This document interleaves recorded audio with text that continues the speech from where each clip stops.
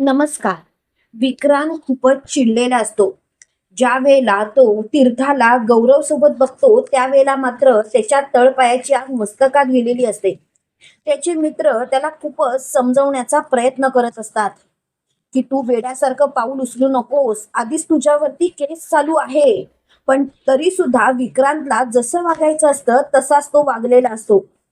ज्या वेळेला तीर्था कॉलेजला जायला निघालेली वेळेला विक्रांतने तीर्थाचं तोंड दाबून रस्त्यावरून तिला गाडीत भरलेलं असतं. त्यावेळेला तीर्था खूपच प्रयत्न करत असते सुटण्यासाठी. पण काही झालं तरी सुद्धा विक्रांत मात्र तिला गाडीत भरतोच आणि तिथून गाडी जोरात वेगाने पळवतो. त्यावेळेला तीर्थाचं लक्ष विक्रांतवरती जातं आणि ती विक्रांतला बोलते, विक्रांत हे काय चाललंय तुझं? विक्रांत मला उतरू देत, गाडी थांबव. त्यावेळेला विक्रांत बोलतो, गप्प बस. अगं तुझ्या आणि तुझ्या बापाचं काय चाललंय ग? माझ्याशी लग्न ठरलंय ना ग तुझं? तरी सुद्धा तरी सुद्धा तू दुसऱ्या मुलासोबत फिरतेस, लाज नाही वाटत तुला? त्यावेळेला तीर्था बोलते, विक्रांत तुझा आणि माझा संबंध काहीच नाही. मला तुझ्या सोबत लग्न करण्यात अजिबात इंटरेस्ट नाहीये. त्यावेळेला विक्रांत बोलतो, हो म्हणजे हे सगळं तुमचं ऑलरेडी ठरलंय तर? हे सगळं तुम्ही जाणून बुजून करताय? अगं तुझ्या त्या बापाला तर मी ओळखलंच आहे, पण आता तुझी कशी वाट लावतो ना ते बघ. त्यावेळेला तीर्था बोलते, माझ्या वडिलांबद्दल बोलताना नीट बोलायचा. त्यावेळेला विक्रांत बोलतो, गप्प बस. आता स्वतःचा विचार कर, तू कशी वाचशील ते. त्यावेळेला तीर्था बोलते, तुला माहिती नाही, माझ्या डॅडला जर का कळलं ना मी घरातच नाहीये तर ते जग इकडचं तिकडे करतील आणि मला शोधून काढतील. पण तू मात्र अडकणार विक्रांत, आता तुझी वाट लागणार. त्यावेळेला विक्रांत बोलतो, माझी जी वाट लागायची आहे ना ती लागू देत, मी बघेन, तुला काळजी करायची गरज नाही. पण आता मात्र तुझी अशी काही वाट लागणार आहे की तू विचार कर तुझं काय होईल ते. तेव्हा मात्र त्याला खूपच राग आलेला असतो. तिकडे मात्र संध्याकाळ झालेली असते, तीर्थ अजून घरी आली नाही म्हणून विजया खूपच काळजीत असते. तेवढ्यात कुमुदिनी खाली आलेली असते आणि कुमुदिनी विजयाला खूपच काळजीत बघते. त्यावेळेला कुमुदिनी विजयाला बोलते, काय झालं विजया, कसला विचार करतेस? त्यावेळेला विजया बोलते, खरं सांगू, अहो अजून कशी तीर्थ आली नाही याचाच विचार करतेय मी. आतापर्यंत ती यायला पाहिजे होती. त्यावेळेला कुमुदिनी बोलते, एवढंच ना, अगं तिच्या मैत्रिणींसोबत गेली असेल पार्टीला वगैरे.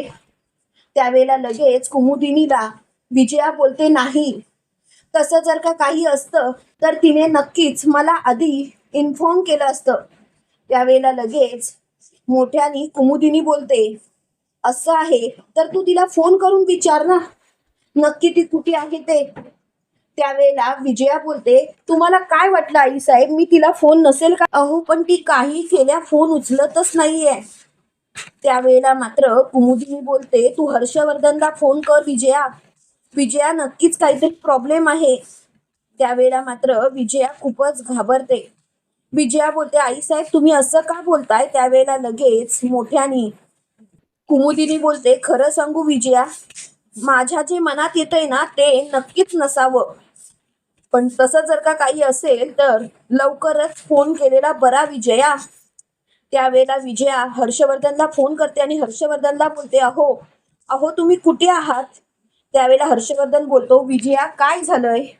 अगं मी जरा कामात आहे, कळत नाही का तुला? किती वेळा सांगितलं कामात असताना फोन करून डिस्टर्ब करायचं नाही. त्यावेळेला विजया बोलते, अहो तुमचं ते काम ठेवा बाजूला. अहो आपली मुलगी सकाळी कॉलेजला गेली आहे, ती अजून घरी आली नाही, ते महत्वाचं आहे की तुमचं काम. त्यावेळेला हर्षवर्धन बोलतो, काय तीर्था घरी आली नाही? अगं मैत्रिणींसोबत गेली असेल ना. त्यावेळेला लगेच विजया बोलते, अहो फोन सुद्धा उचलत नाहीये ती. तेव्हा मात्र हर्षवर्धन घाबरतो आणि म्हणतो, विजया अगं तुला काही सांगितलं नाही का तिने? त्यावेळेला विजया बोलते, नाही सांगितलं, आणि सांगितलं असतं तर मी तुम्हाला फोन केला असता का? काही करा पण माझ्या तीर्थाला घरी घेऊन या. त्यावेळेला हर्षवर्धन बोलतो, तू काळजी नको करूस, मी लवकरात लवकर तीर्थाचा पत्ता शोधून काढतो तुला काळजी करायची गरज नाहीये. आणि तो फोन ठेवतो. तो स्वतःशीच बोलतो, तीर्था कुठे गेली असेल? तीर्था अजून कशी घरी आली नाही? आता तर मला भीतीच वाटायला लागली. हे सगळं त्या विक्रांतचं तर काम नसेल ना? आणि त्यावेळेला मात्र हर्षवर्धनला घाम फुटलेला असतो. हर्षवर्धन मोठ्याने बोलतो, विक्रांत, तू जर का माझ्या मुलीच्या बाबतीत काही वाईट केलंस ना, तर तुला मी संपवेन. मग मला जेलमध्ये जावं लागलं तरी सुद्धा चालेल. इकडे मात्र विजयाने खूपच गोंधळ घातलेला असतो. विजया खूपच चिडलेली असते. ती खूपच मोठमोठ्याने रडत असते. त्यावेळेला कुमुदिनी म्हणत असते, विजया विजया शांत हो, रडून काही होणार आहे का? त्यावेळेला विजया बोलते, असं कसं बोलू शकता तुम्ही आई साहेब? अहो, माझी मुलगी घरात आली नाहीये.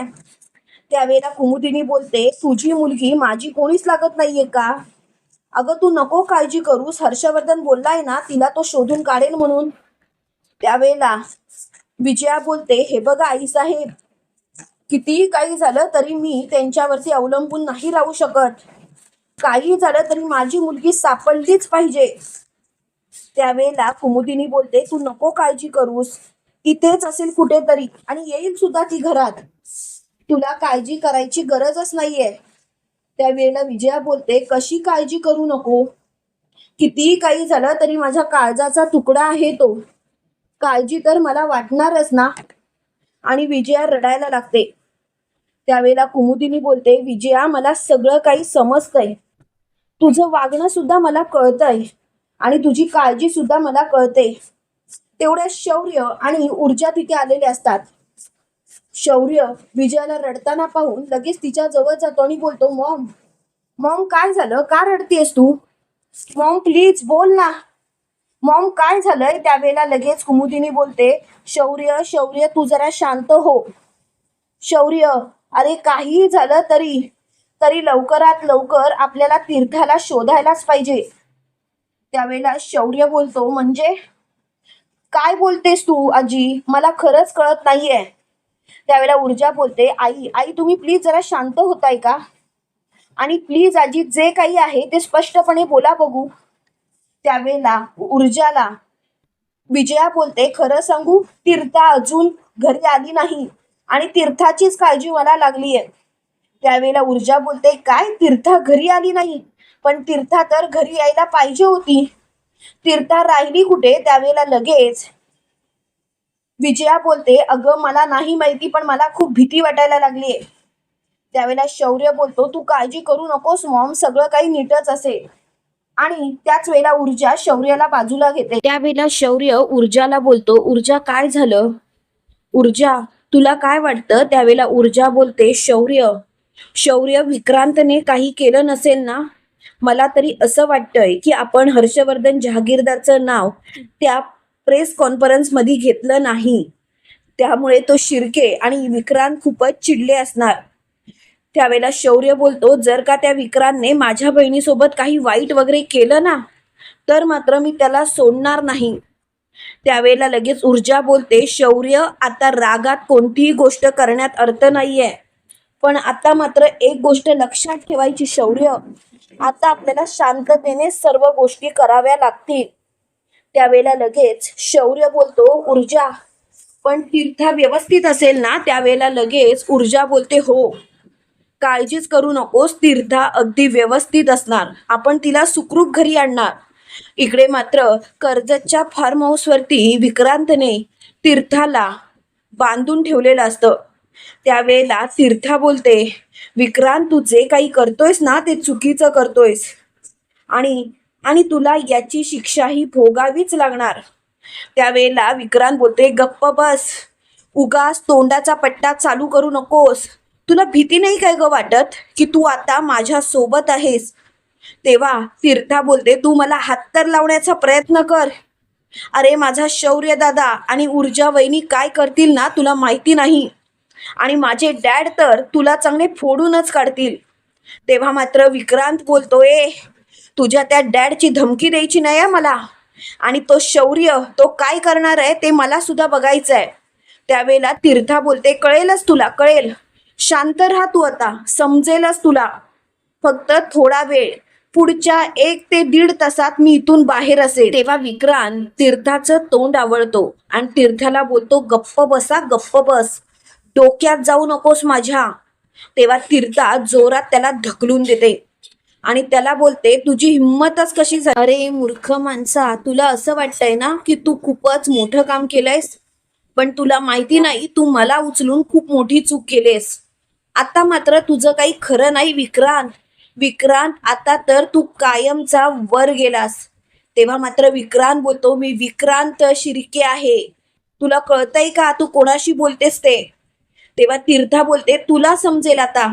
इकडे ऊर्जा शौर्याला म्हणत असते, शौर्य, विक्रांतने जर का हे सर्व केलं असेल तर नक्कीच तो तिला कर्जतच्या फार्म हाऊसवर घेऊन गेला असेल. त्याने तिथेच तिला किडनॅप करून ठेवलं असणार. त्यावेळेला लगेच शौर्य बोलतो, ऊर्जा, मग आपण वेळ कशाला घालवतोय? त्यावेळेला लगेच ऊर्जा बोलते, शौर्य चल. त्यावेळेला शौर्य आणि ऊर्जा बाहेर पडलेले असतात. त्यावेळेला विजया मोठमोठ्याने शौर्याला हाक मारत असते, पण शौर्य मात्र तिच्याकडे लक्षच देत नाही. त्यावेळेला विजया म्हणते, काय चाललंय का या घरात?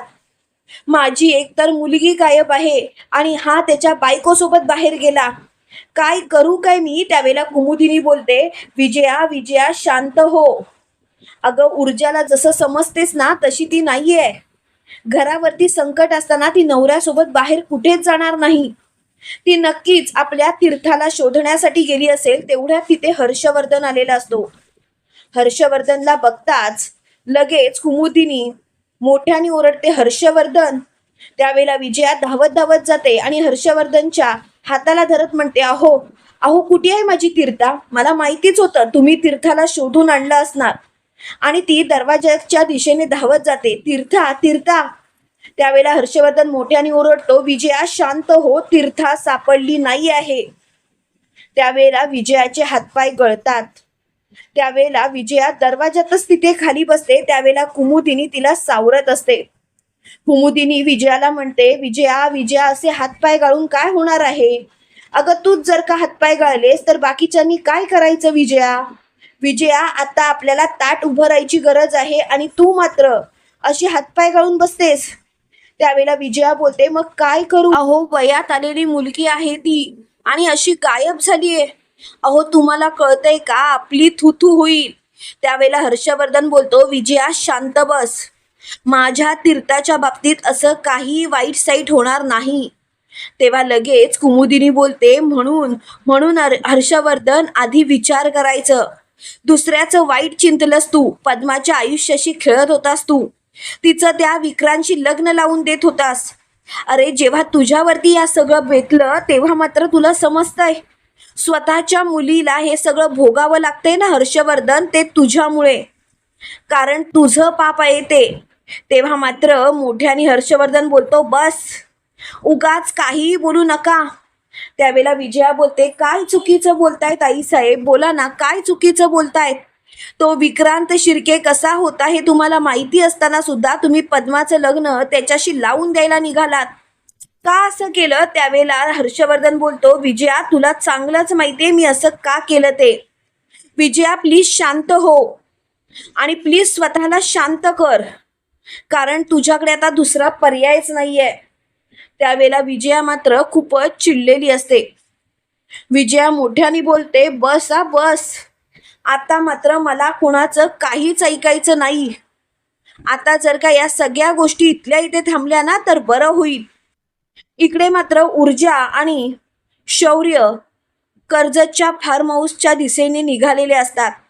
त्यावेळेला शौर्य बोलतो, खरोखर तुला असं वाटतं ऊर्जा की तीर्था तिथेच असेल? त्यावेळेला ऊर्जा बोलते, शौर्य, माझी 100% खात्री आहे तीर्था तिथेच असणार. आणि त्याच वेळेला ते दोघंही तिथे पोहोचलेले असतात. त्यावेळेला ऊर्जा शौर्याला म्हणते, शौर्य शांततेने चल, उगाच त्याला चाहूल लागली नाही पाहिजे. त्यावेळेला शौर्य बोलतो, जर का त्या विक्रांतने माझ्या बहिणीच्या केसाला जरी धक्का लावला असला ना तर त्याला मात्र कुत्र्यासारखं तुडवलंच. अगं नुसतं कुत्र्यासारखं तुडवणार नाही तर त्याच्या गळ्यामध्ये चपलांचा हार घालून त्याची पूर्ण धिंडच काढेन मी.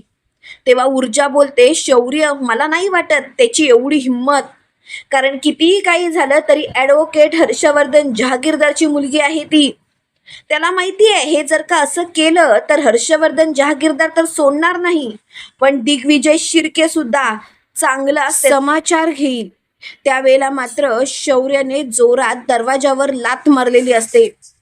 तेव्हा मात्र विक्रांत चांगला चपापतो. त्यावेळेला मात्र तीर्था मोठ्याने ओरडते, शौर्य दादा.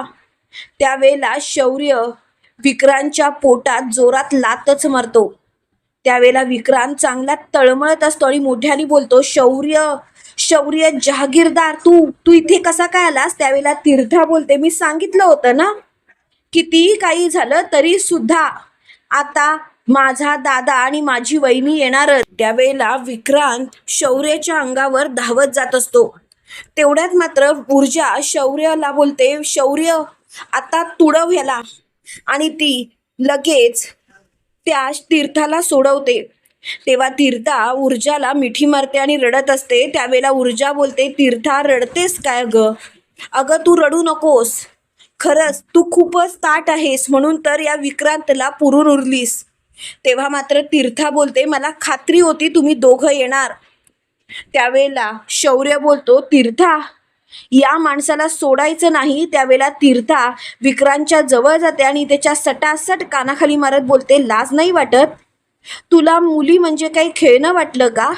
विक्रांत तुझी हिंमतच कशी झाली? आता माझ्या डॅडला जेव्हा हे समजेल ना विक्रांत, तेव्हा मात्र तू चांगला संपलेला असशील. त्यावेळेला विक्रांतची खूपच चिडचिड झालेली असते. त्यावेळेला लगेच शौर्य मोठ्याने बोलतो, बस आता मात्र ह्याला मी सोडणार नाही, याची वाट लावणारच. त्यावेळेला ऊर्जा बोलते, शौर्य याला याची लायकी दाखवायचीच, पण याला याची लायकी हर्षवर्धन जहागीरदार दाखवतील. मला त्यांच्या तोंडून ऐकायचं आहे ह्याला काय शिक्षा देणार. त्यावेळेला विक्रांत बोलतो, तुम्हाला काय वाटलं? तुम्हाला जे करायचंय ते करा, पण या विक्रांत दिग्विजय शिर्केला कोणीही शिक्षा करू शकत नाही आणि मी कोणालाच घाबरत नाही. त्यावेळेला तीर्था बोलते, बघितलं का ह्याचा हाच माज मला उतरवायचा आहे. तुम्हाला काय वाटतं मित्रांनो, जेव्हा हर्षवर्धनला समजेल की विक्रांतनेच तीर्थाला किडनॅप केलं होतं, त्यावेळेला विक्रांतला हर्षवर्धन पोलिसांच्या ताब्यात देईल की माफी देईल? कमेंट करून नक्की कळवा. आणि असेच मालिकेंचे नवनवीन अपडेट पाहण्यासाठी व्हिडिओला लाईक, चॅनलला सबस्क्राईब करायला विसरू नका. थँक्यू.